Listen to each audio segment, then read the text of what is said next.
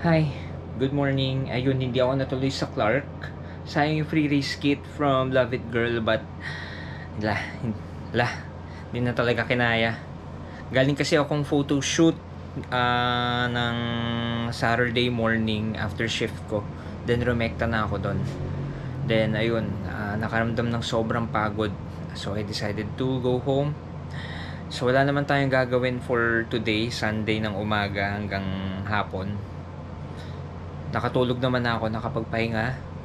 So tara, manggulo tayo sa Cortera. Tingnan natin yung mga sumali sa Maharlika Endurance Challenge. Doon tayo pupunta ngayon. Let's go! Cortera Eco Reserve is 70-hectare family-owned and operated fruit farm.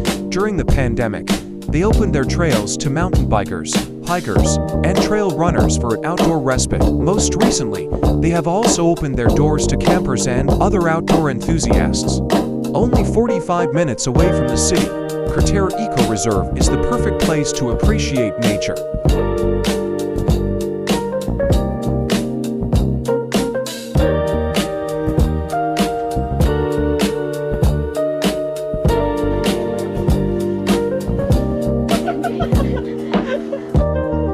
Good, sir. Gusto mo namin maglakad. Good morning. Morning, MJ. Good morning.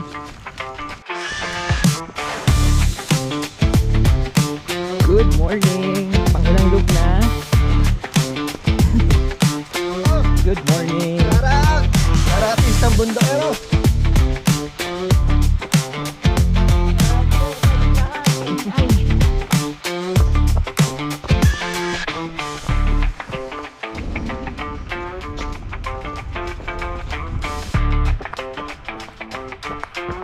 Hi.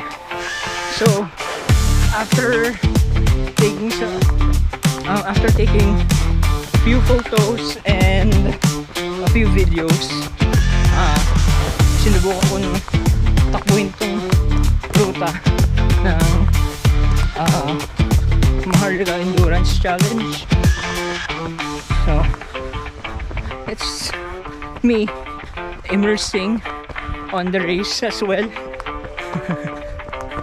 Though hindi tayo kasali officially.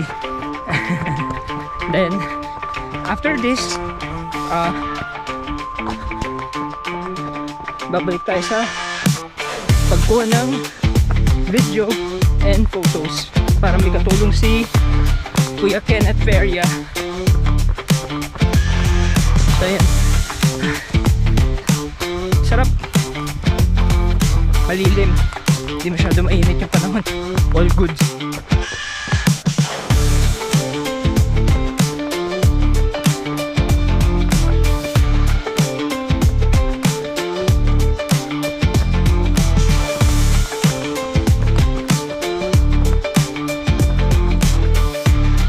Follow kami, Yuan. Sundan kita.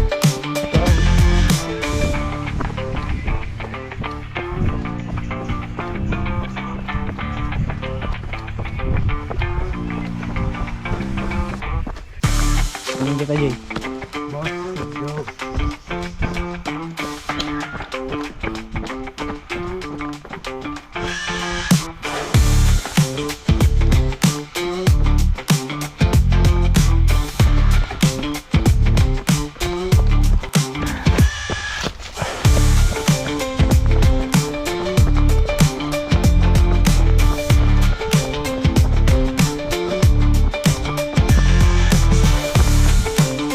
Okay.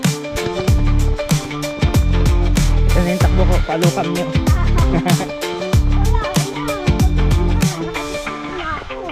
Kaya lang. Mga takbo moments yun lang naman to. Okay.